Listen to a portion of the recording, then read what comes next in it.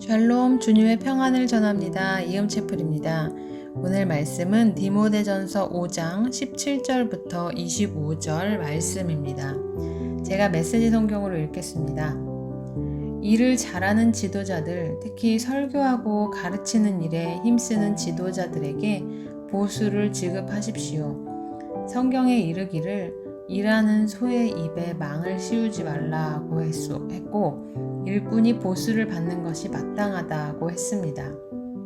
지도자에 대한 고발은 두세 사람의 신뢰할 만한 증인에 의해 입증된 것이 아니면 귀담아 듣지 마십시오.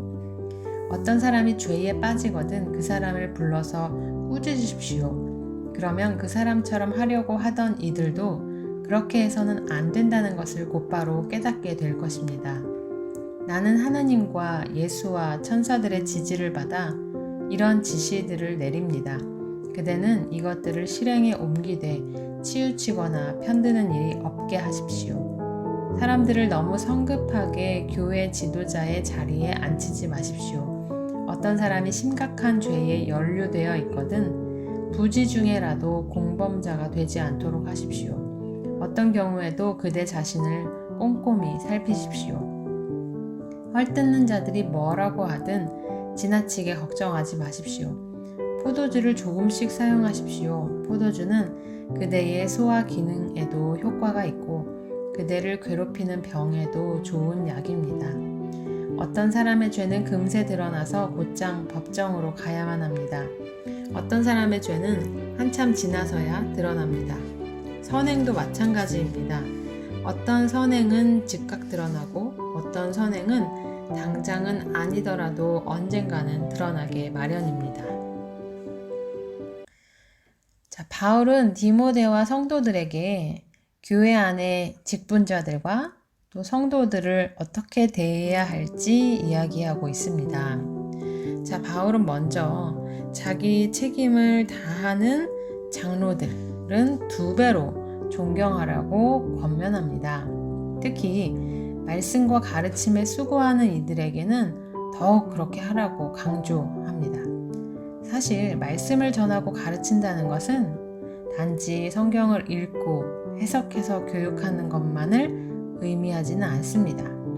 하나님 말씀의 목적은 바로 마음과 삶을 변화시키고 영혼을 구원하는 것이죠. 그렇기 때문에 다른 사람에게 말씀을 선포하고 전하는 이들은 말씀을 당연히 이해할 뿐만 아니라 삶으로 먼저 살아내기 때문에 존경을 받기에 합당한 것입니다.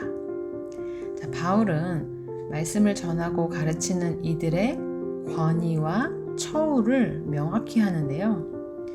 목회자들은 사람들 앞에 서서 결정과 또 권명과 양육과 다스림을 감당해야 됐기 때문에 갈등이나 시비에도 쉽게 노출될 수밖에 없었습니다.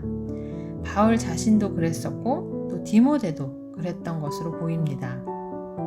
그렇기 때문에 바울은 목회자나 또 장로에 대한 문제 제기는 반드시 공개적으로 확실한 근거를 가지고 공론화해라 라고 명령합니다. 왜냐하면 목회자가 넘어지면 교회도 넘어지기 때문이죠. 성도는 범죄와 비리의 문제가 아니라면 목회자를 존중하고 지켜주어야 합니다. 또 바울은 디모데가 경계해야 할 2가지 태도를 말하는데요. 바로 편견과 불공평한 태도입니다. 그러니까 목회자는 선입견이 없어야 되고 또 편파적이어서는 안 된다는 것이죠. 선입견과 편파적인 태도를 가지면 사람들을 부당하게 대할 수밖에 없습니다. 목회자가 누군가를 부당하게 대한다면 그 사람의 영혼과 신앙은 흔들릴 수밖에 없고 그것은 천하보다 귀한 영혼을 망하게 하는 악한 일이기 때문입니다. 목회자가 존경받는 이유는 그만큼 감당해야 할 일이 고되기 때문입니다.